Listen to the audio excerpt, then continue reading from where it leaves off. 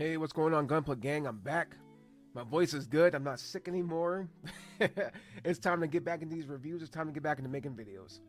Now, today, we're looking at a kit that came out in 2024, and it was pretty much the hottest thing on the market for months, but it kind of fizzled out a little bit. Today, I present to you guys the review for the Special Forces Industry Sentinel. It's got an alloy frame, it's got a ton of guns, and it looks like a gym, but it also could be a Gundam. So let's find out if this thing is a gym or a Gundam, guys. Stay tuned for this review, and we'll figure this out right now because, man, this thing is dope, and it was an awesome build. And I'm going to tell you guys whether or not you should buy this thing or pass. But I'm telling you right now, you're going to want to buy this thing. Right out of the box, this thing has 14 runners. And the low runner count is due to the fact that the frame is already built because this is, again, a metal alloy frame.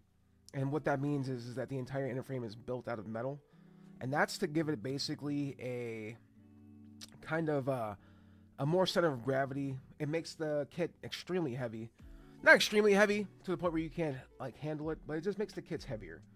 I've already built General Yan, and he was a metal frame, but that really doesn't detract from anything. It doesn't take away from the aspect of the build. It just makes it so that you can pose it more. It can hold more weapons. Kinda. We're gonna talk about the hands later. But as you can see here, the frame's already built all the way. It's actually, I really love alloy frames because they really give your kits a different type of feel. It feels almost like action figures. It also comes with a metal stand, which is really cool for posing this thing. I don't use stands, but that's nothing, to scoff at. You already know me right now. I'm about to get into this book art. Off the bat, the book art just mimics the box. It's beautiful. It's amazing. It's fully detailed from front to back. I love this. I love the front and cover of this book. I love the back cover of this book. The entire book is in Chinese outside of a few words. I don't know if that's good or bad, but it does show you what runners you need, all that stuff. So those aren't in Mandarin. A little bit weird to me that there's barely any English in this guy. There's no information on him, what his backstory is, who built him, where he's going, who he works for, and whatever universe he's in.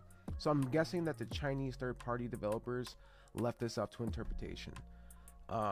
It's really not a big deal. It's just it'd be cool to have a little backstory of this thing. But at the end of the day, make up your own story for it. I guess there's really no in-depth art like in the Fat Cat. I mean, I'm a Fat Cat fanboy now at this point, so I've been spoiled. So now I pretty much judge all books inside off of my Fat Cat experience. But other than that, overall good quality. Just everything's in Chinese, so don't expect a lot of English. So right out of the box, the presentation is clean and premium. The alloy frame gives it some real heft. You can feel the weight difference immediately compared to a typical plastic frame. The parts are sharply molded with a ton of mechanical parts, and the plating surprisingly consistent, no weird color mismatch or dots. And that, I mean, this is a damn good build. I have really no issues with it. There's a little bit of stuff that we'll talk about in the cons. The build itself was honestly really smooth. Fitment is solid.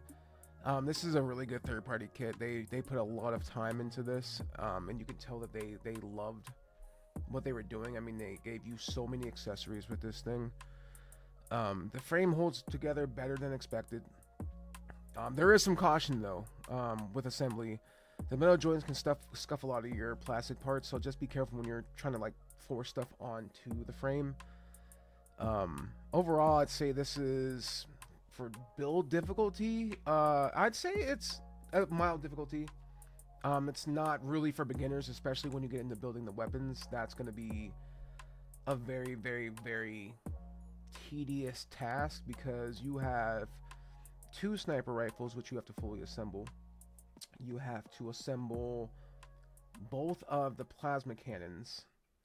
There are beam cannons. There's also shields you have to assemble, as well as 2 pistols. So this thing definitely comes with a lot.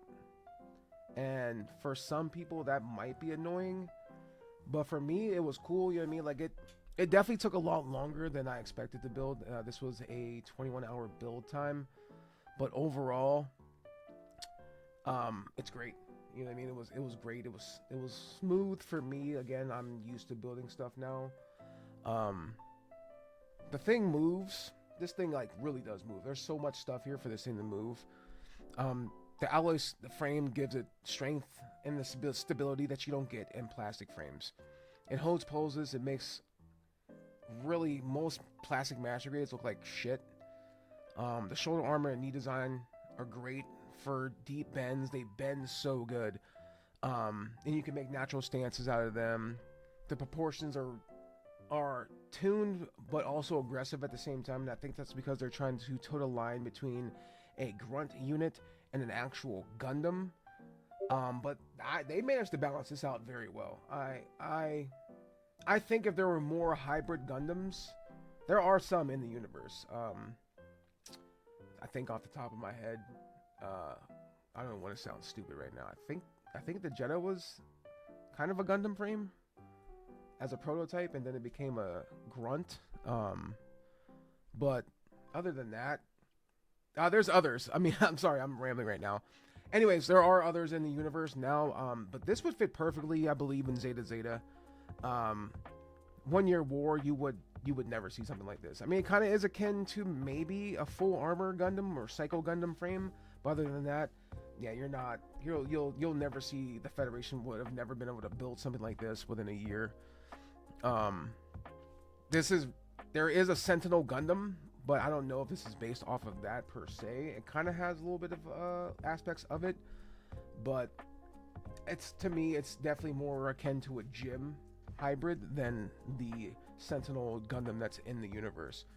But it does balance a good hybrid between mechanical prototype and a frontline unit, you know what I mean? Because this thing can do both. I mean, you've got long range, you've got experimental plasma rifles, you've got the close quarter combats, sabers, and then you also have 2 dual pistols, which is pretty cool, you know what I mean? But at the end of the day, that is just how I feel about it, and that's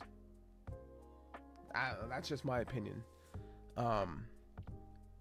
The alloy skeleton also gives it a low center of gravity, so even with all the armor, there's a lot of armor. I mean, look at this thing right here. Look at all this armor. With all the armor, it's not gonna topple over. So now let's get into the cons. I don't like that I had to build the entire hands here. And I mean, when I say I had to build the entire hands, I had to sit here, cut out, and assemble every finger, the thumbs, and then I had to put the palms together. Now, y'all know me. Y'all know at this point in my reviews, I don't like articulated hands. I think they're terrible. I think they're useless. I think Fat Cat, again, I keep going back to Fat Cat. I think Fat Cat did it the best with the RX 78. Oh my gosh. I think they did it the best with that.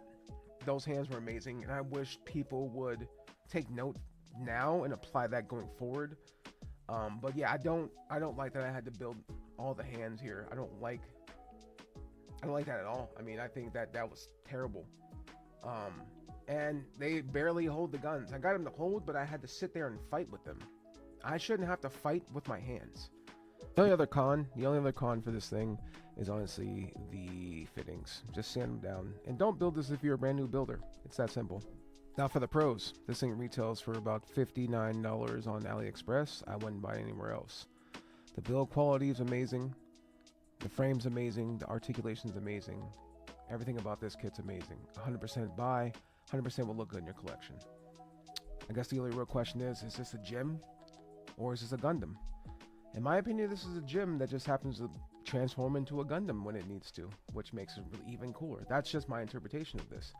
Whatever your interpretation, enjoy this build, guys. Anyways, And if you like the content, please leave me a like, subscribe. If not, that's up to you. Guys can do that. You don't have to do that. Just enjoy the content and enjoy the builds. This is Everyday Gunpla, guys. I'll talk to you soon with the next review. See ya.